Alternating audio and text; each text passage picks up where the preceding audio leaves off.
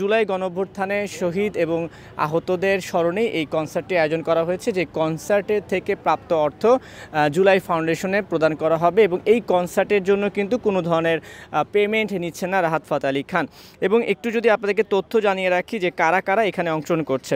রাহাত ফাতে আলী খান ছাড়াও এই কনসার্টে অংশ নিচ্ছেন ব্যান্ড দল আর্টসেল, চিরকুট, aftermath, wrapper Shezan, wrapper Hannan এবং সিলসিলার পরিবেশনায় থাকবে কাওয়ালি। এই যে স্টেডিয়ামে কিন্তু 3টা জোনে ভাগ করা হয়েছে। আমি এই মুহূর্তে যে জোনটায় দাঁড়িয়ে আছি এটাকে বলা হচ্ছে ভিআইপি জোন।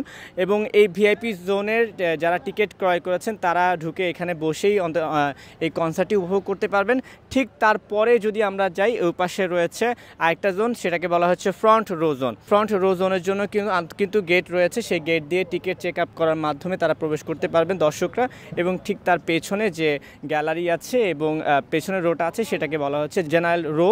যে জেনারেল রোতে কিন্তু দর্শকরা দাঁড়িয়ে এই কনসার্টটি উপভোগ করতে পারবেন। আগামীকাল দুপুর 2টার সময় গেট খুলে দেওয়া হবে। এবং আমরা যতটুকু জেনেছি রাহাত ফাতে আলী খান ঠিক রাত 9টার সময় এই কনসার্টটিতে মঞ্চে এসে অধিষ্ঠিত হবেন।